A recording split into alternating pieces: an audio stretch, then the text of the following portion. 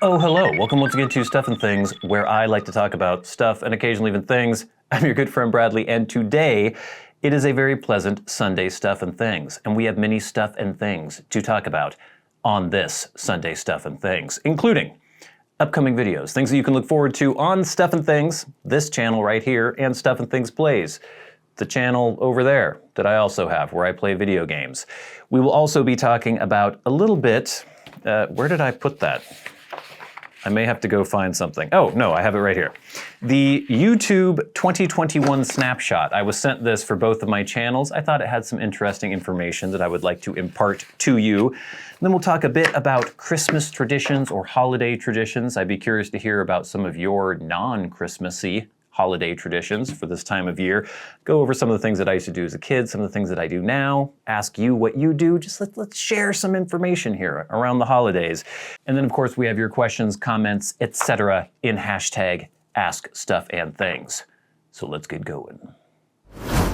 All right, so we are approaching the holiday season, and it seems like every single year when we get to be nearing Christmas, New Year's, all of the people whose content I follow, people on YouTube, people who do podcasts and things like that, most of them seem to take off the entire week of Christmas, and then the whole week following that through New Year's. And we're not going to get quite that crazy here on this channel. We are still going to have, okay, so this coming week, we will still have, obviously you're watching this Sunday Stuff and Things, so that was posting Sunday. We will still have all of the normal Stuff and Things Plays videos on Monday, Wednesday, and Friday as Kevin the Kurt's adventures continue in Demon's Souls, which I've almost finished, I think, by the way, but I'm, again, remember, a month ahead of the videos that you're seeing. And then we will have the Wednesday video this coming week. It will be a final review of Cringle, Flake 2021 by Sutliff. So that's closer to Christmas. I wanted to post this video review. Very interesting blend. Quite interesting, in fact. And so that will be posting this Wednesday.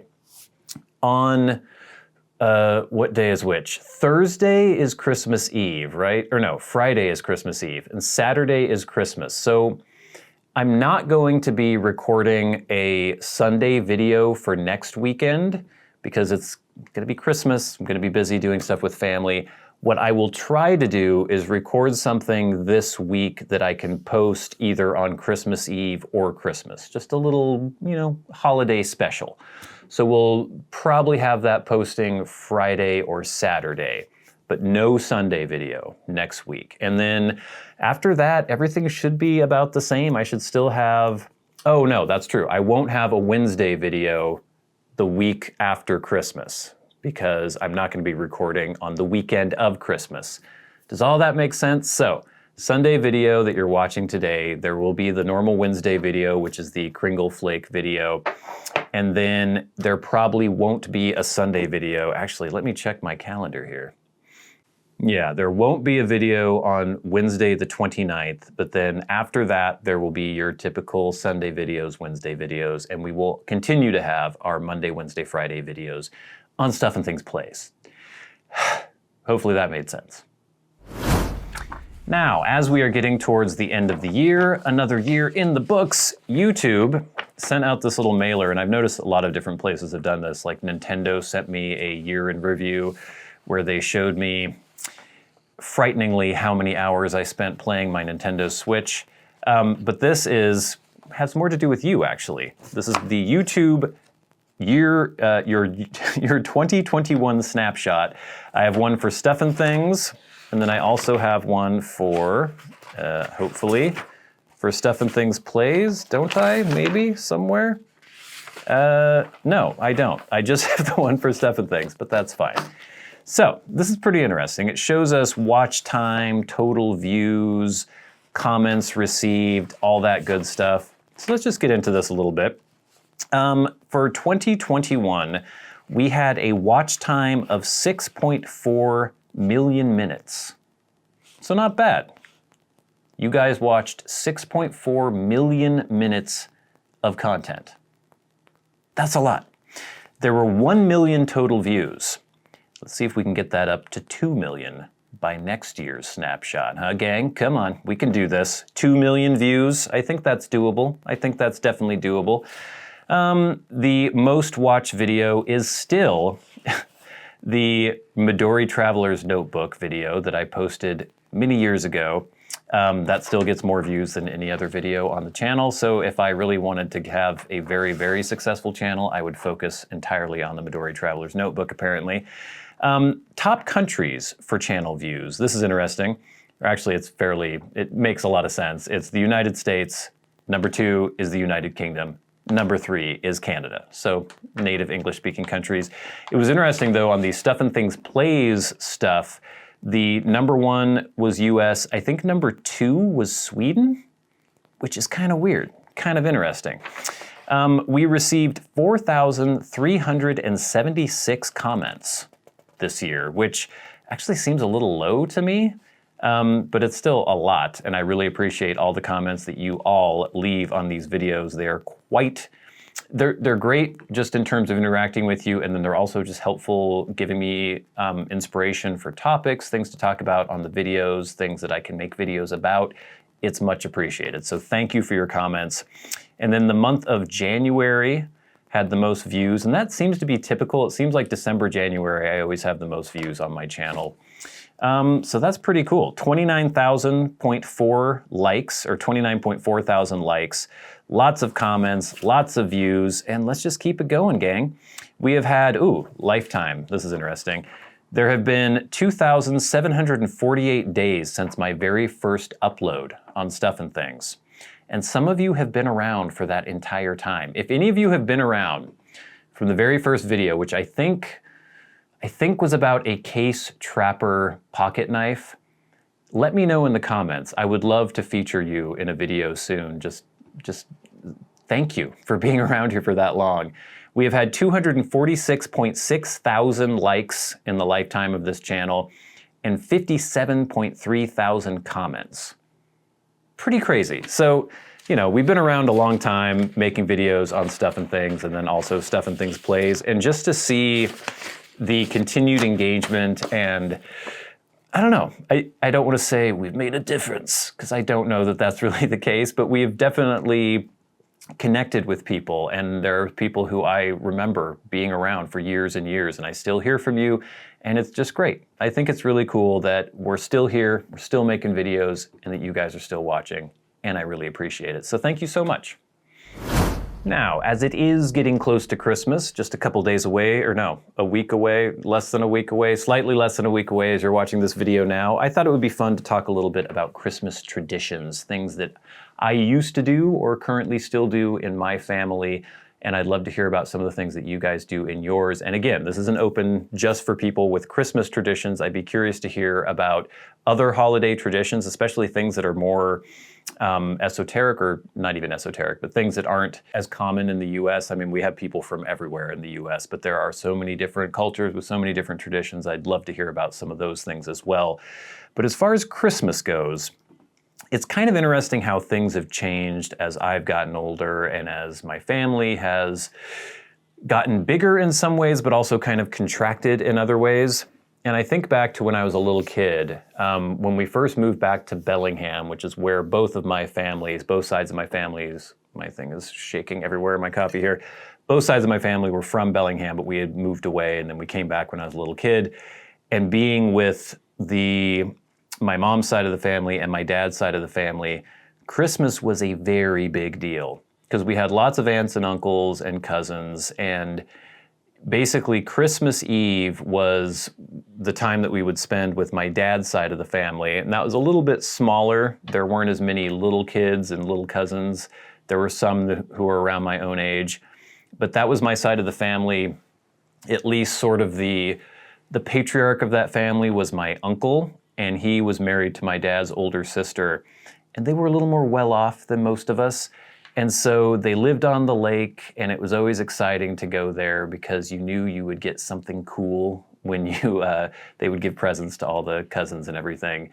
And I remember like I got a Swatch watch one time when those were super popular in the 80s, and that was something that, my parents never would have gotten me, but my aunt and uncle were cool, and they got me that.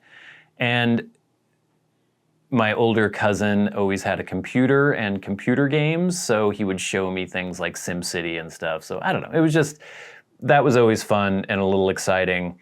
But then Sunday, that was the day where every morning we would get up, or every Christmas morning we would wake up, and of course you have the presents under the tree you've been looking forward to all night. And my mom would start this tradition of making date scones, which are quite delicious. We would have those. We'd open up our Christmas morning presents, but then it was time to go to the grandparents' house, and that was my mom's parents.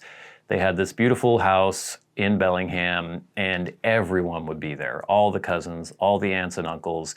They would have a giant Christmas tree. They would have stockings for every single one of the grandkids, and then there would be presents. Like, my grandparents would buy you the thing you wanted. So all year long, I would look through, back in those days, it would be like Sears catalogs and things like that. And I would cut out a picture of a transformer or something that I wanted. And I knew that my grandparents would get that for me, and they always did. And then usually I think the aunts and uncles would pull names out of a hat and buy a present as well for a cousin. So you were always guaranteed to get a couple good presents at the family Christmas at the grandparents' house. And so we would go there after Christmas morning with the immediate family. You go to the grandparents, you'd carry your favorite toy with you, and you'd play with all your cousins. You'd salivate over all the Christmas presents under the tree. You'd have cookies. My grandma and my aunts would make almond roca. They'd make spritz cookies, all these amazing things.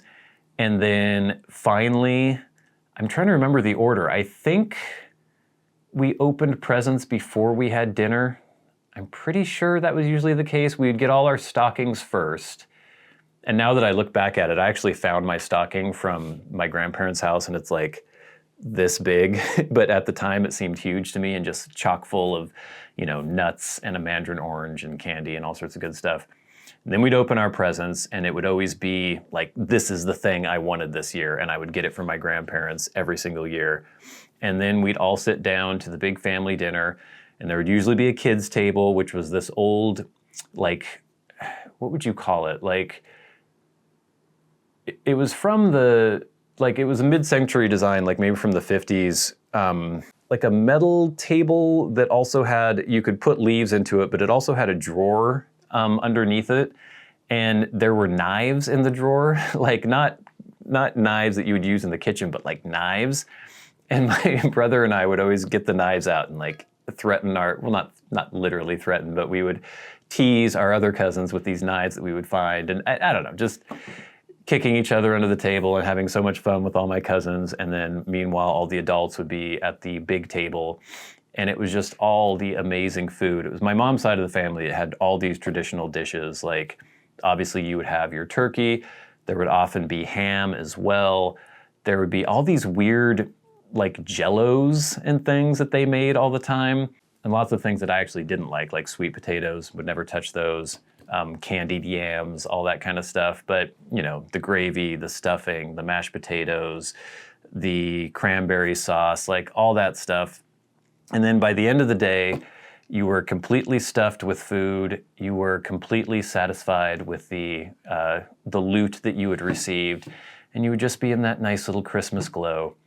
And then you would go home and you would play with your toys. And it was fantastic.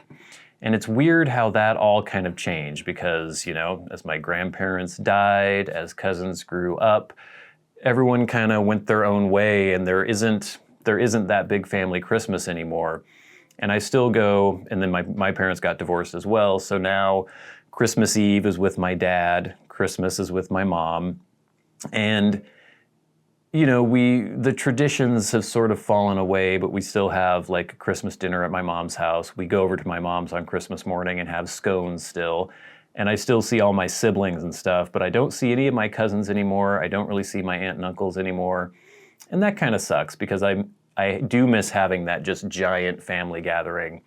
But we've been trying to develop some new traditions, Diamond and I, because when you're single, I never even got a Christmas tree, would never do any decorations or anything, but since Diamond and I have been together, we now have a little like Charlie Brown Christmas tree, and we've started this tradition. It's only been 2 years now, but I'd like to keep it up where A couple weeks before Christmas, we go to the apple orchard I mentioned a couple weeks ago, Bellwood Acres, and we get apples, and then we also get a Christmas ornament for our tree.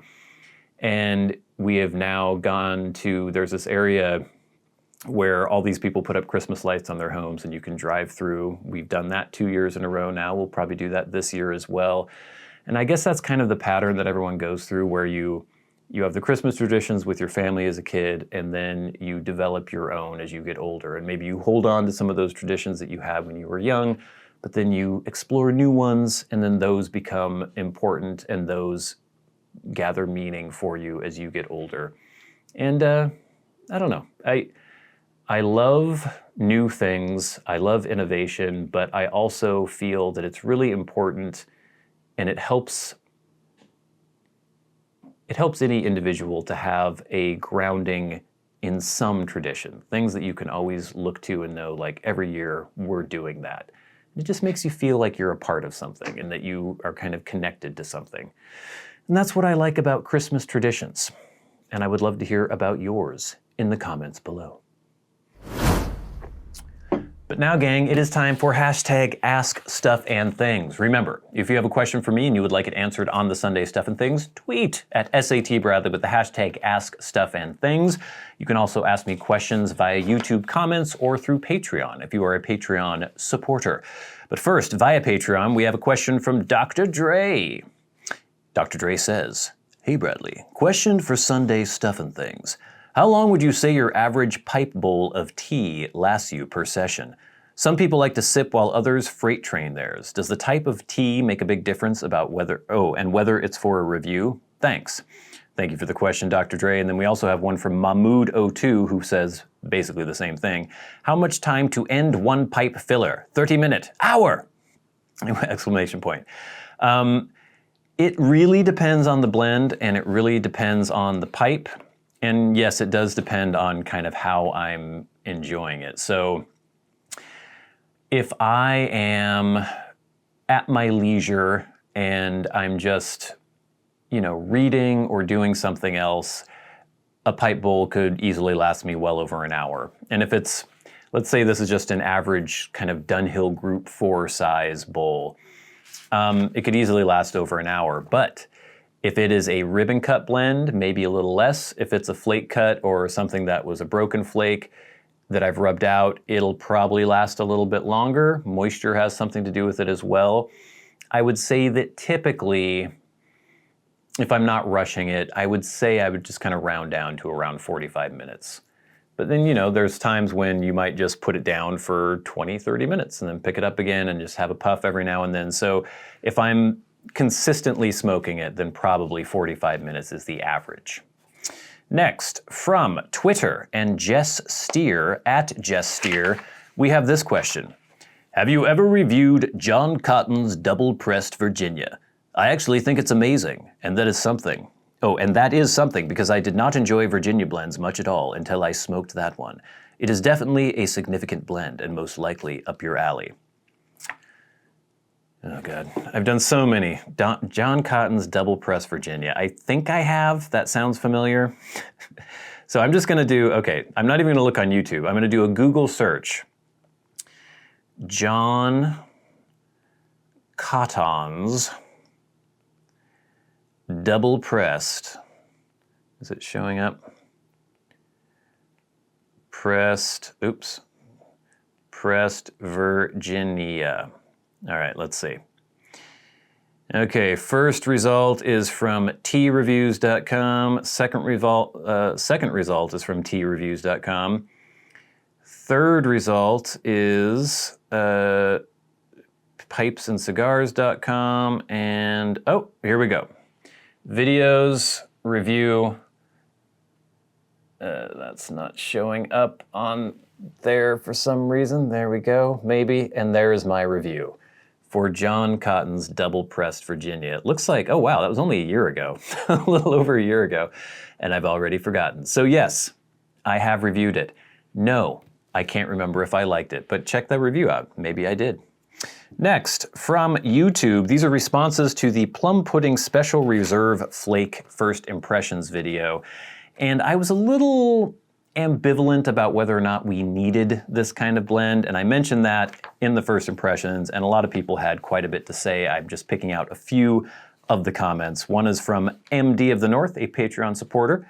He says, maybe it's just me, but I'm not a fan of the concept of special blends. I totally understand the appeal, but I like to know that I will always have access to my favorites, within reason. If a special limited blend ends up being my favorite of all time, I would be very disappointed if I couldn't make it a regular go-to blend. When it comes to pipe essing, I'm a creature of habit. Thankfully, I still have many pounds of McClellan's left, or I'd be quite sad. I know what you mean, MDoftheNorth. I kind of feel that way too, where what if I like it too much and then I can't get it anymore? And so I totally get that, but I also do kind of like the idea of, you know, a one-off, something that you grab one time and you can only appreciate it that one time and then it's gone. And if you had the experience, you can remember that experience. So that's kind of how I feel about Cringle Flake. Maybe not so much about Plum Pudding Special Reserve Flake, but we'll see. Next, from David Miller. I enjoy plum pudding, but I'm not buying this gimmick. You said it best in your past video. They are milking that cow. That being said, I do like the barrel-aged version because it's different enough that I can justify having both in my rotation. Good point. But more power to them. Anything coming out in the pipe and tea world is welcome by me. If these are selling, that is great. Yeah, that's a good opinion to have, I think, because even if you're not into it, some people will be. Next, from David Dixon. Haven't tried any of the plum pudding special blends. The original plum pudding is an excellent blend which I enjoy. Can't see where the subtle changes in the special blend would make that much difference. I am, however, looking forward to your final review of this blend. Thank you, David Dixon. Next from Francis Jeffrey. 2 first names, just like me. I'm going to agree with you, Bradley. These special blends solely exist to play on pipe esser's tea addiction disorder. I'll give it a miss as I have some regular plum pudding cellared. Yeah, I don't know if I said it was solely about that, but I was a little, I'm not sure if we need these or not. But again, I haven't done my final review on Plum Pudding SRF, PPSRF, SPC PPSRF. Here's from Lone Wolf Piper. Honestly, they all taste the same to me. I'll stick with the standard PP, which in my opinion is the best. I really hate throwing money away on, quote, special blends. Enough is enough already. Great video, Bradley. Thank you. And then finally from Robert Brown, sort of representing the other end of the argument here. Essing some I don't have to do that. Essing some Plum Pudding Special Reserve while watching this. It's one of my favorite blends for cold evenings. Great vid. Liked. So we have someone who says that Plum Pudding Special Reserve Flake is one of their very favorite blends. So it was good to hear from you, Robert Brown. Good to hear from all of you. Please keep up the comments, keep up the questions. We'll love them. We'll love them. We love them here. Don't know where the wall came from, but you know, I think you understood me. Keep your comments coming, questions on YouTube comments section, questions via Twitter at SATBradley or via Patreon if you are a Patreon supporter. And speaking of Patreon supporters, it's time for the very best part of the show, and that is where we thank you, the people who support the channels on Patreon. Every single month, we like to shout you out because you make everything go here. The fancy camera that is filming me right now, these lights that are shining upon me, helping me get blends for review, it just all goes a long way towards making this a lot easier to keep doing every single week. And if you would like to support the channels, there is a link to our Patreon in the description box below. But every week, like I said, we thank those who support the channels at $25 or more a month. People like Kirk Crompton, Private Eye, Glenn, Jason Buckner, Gloria Phillips, Ryan McFadin, Matt Marino, Joe Heafy, MDoftheNorth, who we just heard from, Gus, and then the Maniacs. People like Peter Straub, our good friend, Bob Magee, Stolid Dependable Bob, David Gaudreau, Mr. Luxurious, and Ashes of the Phoenix, who rises from the ashes to give us wonderful gifts of support on Patreon. And gang, thank you all so much for your support as well. We couldn't do it without you. Please look forward to the Cringle Flake review coming this Wednesday. Check it out. Monday, Wednesday, Friday, forever. Well, until the game is over. Kevin the Kurt's adventures continue on Demon's Souls. As I mentioned, we will have the Wednesday video this week. We will have some sort of special Christmas message on either Christmas Eve or Christmas. We will not have the normal Sunday video, and we will not have the next Wednesday video. But then everything will pick up normally after that again.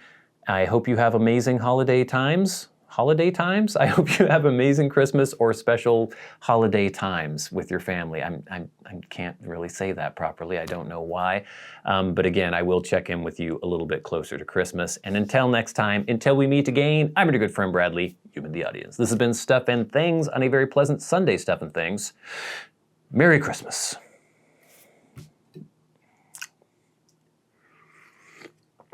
Hark the herald angels sing, glory to the newborn King.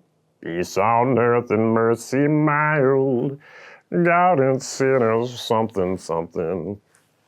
Hark the herald angels sing. I don't know the proper words. If the angelic host proclaim, Christ is born in Bethlehem. Hark the herald angels sing, glory to the newborn King.